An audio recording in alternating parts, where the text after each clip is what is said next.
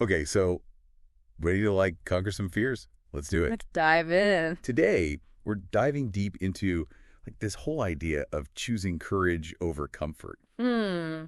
We all have things that make us kind of nervous, right? Absolutely. But what if, and stay with me here, what if actually leaning into those fears could actually make them shrink? It's so interesting because our brains, they're wired to protect us. So when we even get a whiff of danger, whether it's real or just in our heads, we tend to slam on the brake. Totally. Avoidance is our default setting. And here's the thing, running from our fears can actually make them feel even bigger and scarier. Oh, it's like feeding a gremlin after midnight. Don't do it. But seriously, it makes sense.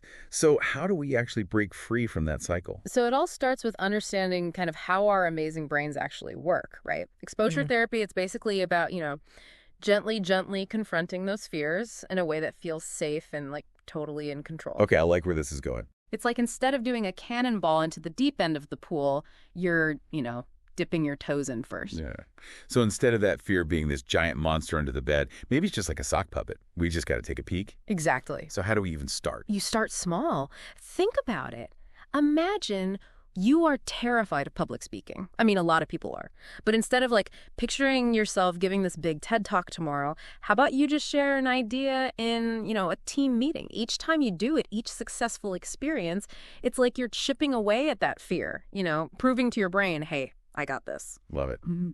Small steps, manageable hills, instead of trying to climb Mount Everest on day one. Yes. Makes this whole facing your fears thing feel a lot less, terrifying. Absolutely. And there's this other cool trick we can use here, visualization.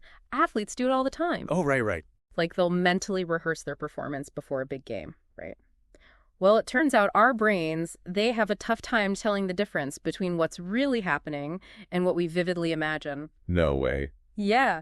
So when we picture ourselves successfully, handling a scary situation, it's like giving our brains a little test run. That's wild. Like a mental sneak peek at success. I love that. Okay, this is starting to feel doable, kind of exciting even. But let's be real for a second. Fear can be strong. What happens when we stumble, when we face a setback? Well, first of all, setbacks are totally normal. Yeah. They're actually a part of the process. The important thing is not that you have a setback, it's how you respond to it. Yeah. So instead of letting a little stumble, turn into this big thing that reinforces your fear, choose to look at it as a learning experience. Okay, I like that. And when you do have a win, no matter how small, you got to celebrate it. Yes. Break out the confetti for all victories, big and small.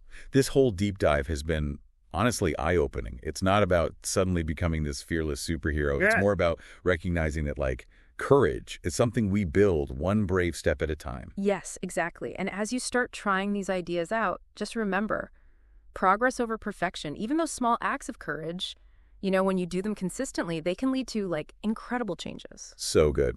So for everyone listening, anyone ready to embrace courage over comfort, what's one small step you can take today? What's one thing you can move towards, even if it makes you a little bit nervous? Keep that question in mind.